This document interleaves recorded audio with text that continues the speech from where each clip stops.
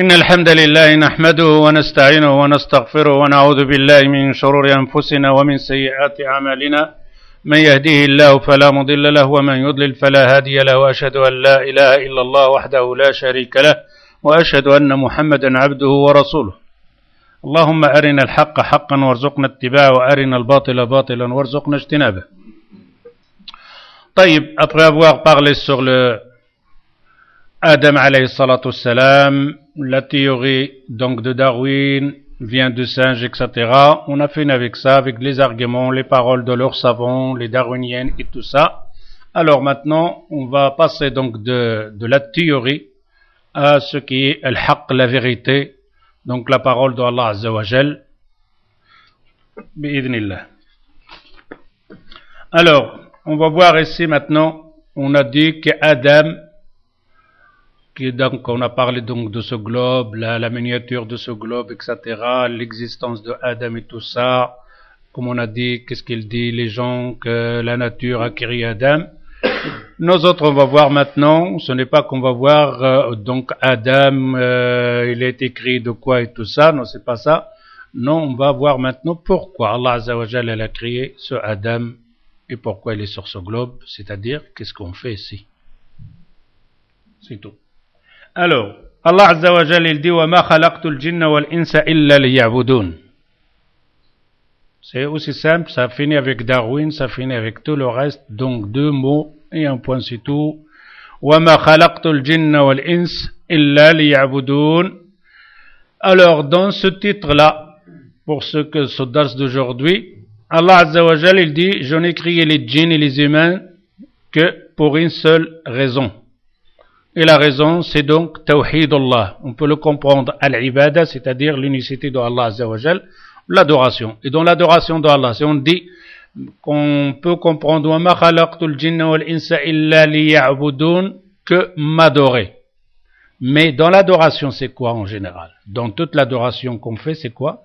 C'est l'unicité de Allah Azza wa Jal. C'est en tête la ilaha illallah. Tous les prophètes, c'est le messager qui sont venus pour prévenir aux gens, n'adorez pas quelqu'un d'autre en dehors de Allah Azza wa Jal. Alors on dit وَمَا خَلَقْتُ الْجِنَّ وَالْإِنسَ إِلَّا لِيَعْبُدُونَ إِلَّا لِيُوَحِّدُونَ, pour, c'est-à-dire dans l'adoration, l'unicité de Allah Azza wa Jal. Alors à ce moment-là, nous autres on comprend qu'est-ce qu'on fait sur ce bas monde? C'est de l'adoration. Et quand on dit de l'adoration, on comprend à ce moment-là la phrase ou ce qu'on entend parfois les gens disent un peu pour ce bas monde, un peu pour au-delà, un peu pour le corps et un peu pour l'adoration. Et alors on le dit avec des termes un peu bizarres, donc des termes de darija et tout ça. شوية العبدو شوية العدودو شوية كذا وكذا إلى غير ذلك, des trucs comme ça, c'est-à-dire شوية العبدو, c'est-à-dire l'ibada, ou l'adoudo, c'est-à-dire le khubz, le pain. Alors ça c'est des termes que parfois on trouve les gens qui disent oh là là, vous tout le temps adorez, adorez, adorez, adorez, adorez, adorez, ouf, vous respirez un petit peu. Ou parfois des gens qui disent qala Allah qala Rasul khalas, l'islam il nous a donné un peu, donc ou parfois même les gens qui te disent donc le hadith qui est authentique donc de Handala radiyallahu anhu, quand il a dit nafaqa Handala, un jour Handala dans la rue il dit nafaqa Handala, Handala est devenu hypocrite. Et Abu Bakr as-Siddiq l'entend, il dit mais qu'est-ce que tu dis Handala, c'est quoi cette phrase-là, tu es devenu hypocrite? Il dit ben oui, parce que quand on est avec le prophète sallallahu alayhi wa sallam et qu'il nous parle de paradis, de l'enfer, etc., on voit le paradis devant nous. On est carrément, on dirait le paradis il est devant nous. Et on voit les gens donc de paradis, on voit les gens de l'enfer. Mais dès qu'on sort de chez lui, on va chez nos épouses, notre travail, notre commerce, etc., on oublie ce paradis.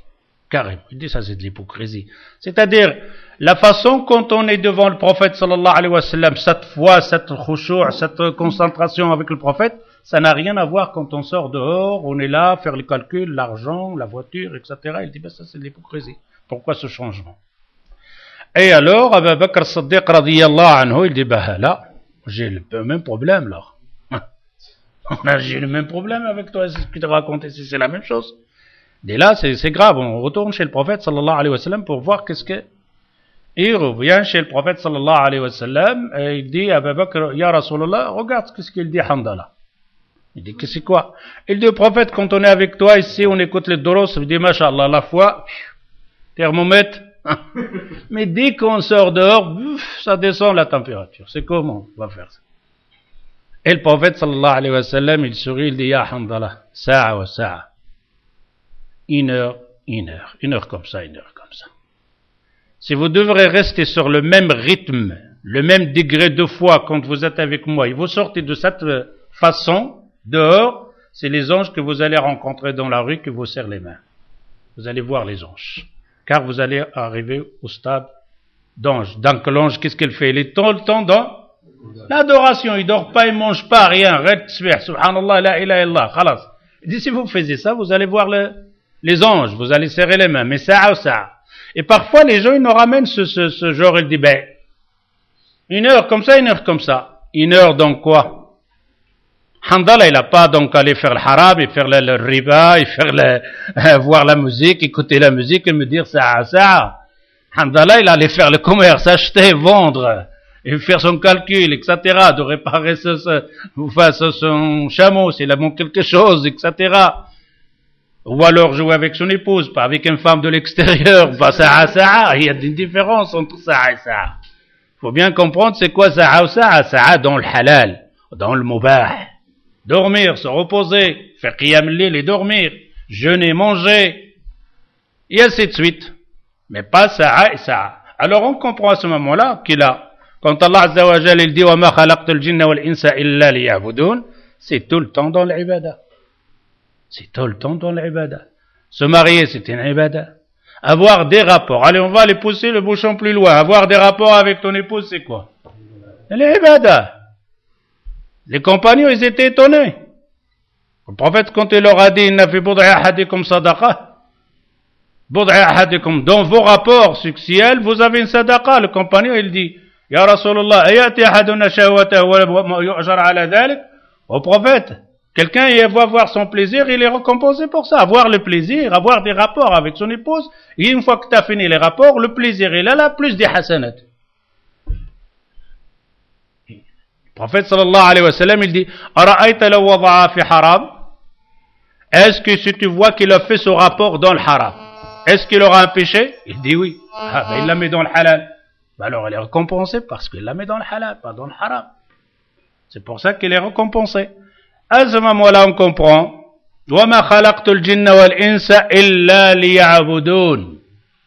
Manger, ibada, boire, ibada, tous. Quand tu vas aller manger, qu'est-ce que tu fais? Première chose que tu fais à manger, Bismillah, en plein dhikr. Quand tu as fini, tu fais quoi? Alhamdulillah. C'est pour ça que j'aimais bien cette histoire de Bismillah ou Alhamdulillah. Ben, excusez, on va fermer celui-là parce que là... je l'ai oublié, voilà. Alors, il y en a un jeune qui, dans un lieu, tout d'un coup, il fume la cigarette, et un vieux, là, il dit, c'est pas bien, c'est haram. Et le jeune, bah, c'est qu'un académien, un philosophe, il sort de l'jami'at, de l'université, il connaît un peu de religion, il va lui discuter avec le vieux, donc, makruh ou pas makruh, le haram, mustahbah et tout ça. Dis où est-ce qu'il est le dalil qui est makruh ou haram? Le vieux le regarde. Il dit, moi, je ne connais pas, c'est pas un grand cher. Et il dit, quand tu fumes, tu dis bismillah? Il dit non.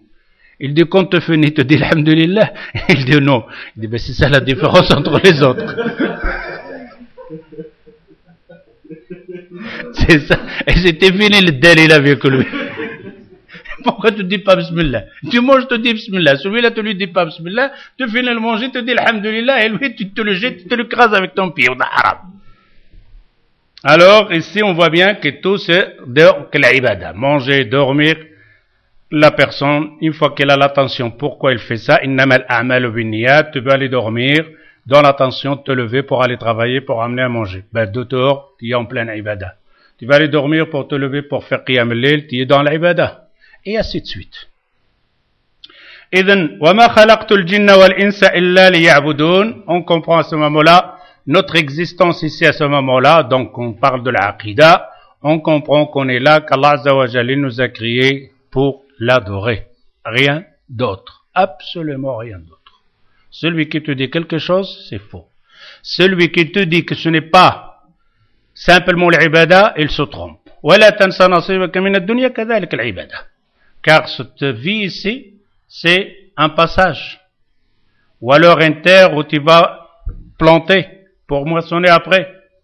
Ça, c'est simplement le lieu où tu dois travailler pour au-delà. Alors ça, c'est un tremplin, donc, de au-delà. Ils sont associés. Le au-delà et ça, c'est associé. Il n'y a rien à faire. C'est un lieu de ton travail. Après, tu as la récompense. Est-ce qu'au paradis, il y a de travail? Il n'y a pas de récompense. Mais il y a la récompense. Et ça, c'est quoi? C'est un lieu de travail. Tu travailles pour quoi? Pour la récompense de là-bas. Ils sont associés. Il ne faut pas différencier ce bas monde avec au-delà. C'est une chose, simplement. Un lieu de travail et après ton salaire. C'est tout.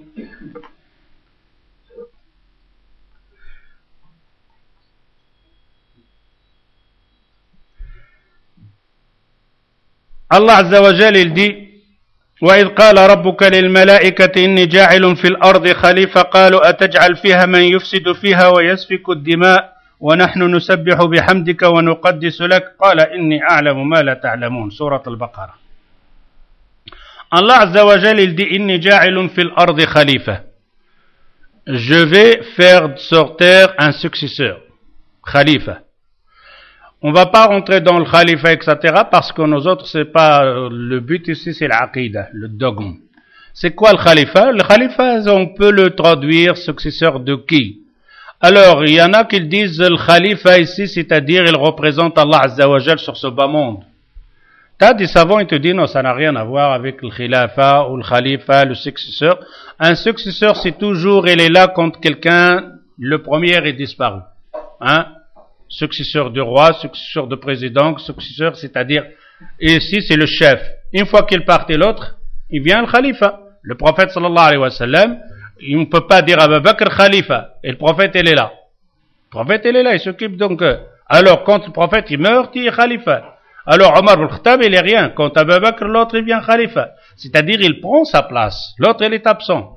Mais de dire que l'homme, Adam alayhi salatu salam, il est le successeur d'Allah sur ce bas monde. C'est comme Allah Azza wa Jalla, il s'occupe pas de ce bas monde. Allah Azza wa Jalla, il s'occupe de ce bas monde. C'est lui qui dirige tout le monde en entier. Adam et tout le reste. Alors, ils disent le mot khalifa, ça ne veut pas dire le successeur ou quoi que ce soit. C'est Allah Azza wa Jalla qui est là, etc. Al-Khalifa, ils disent successeur, c'est deux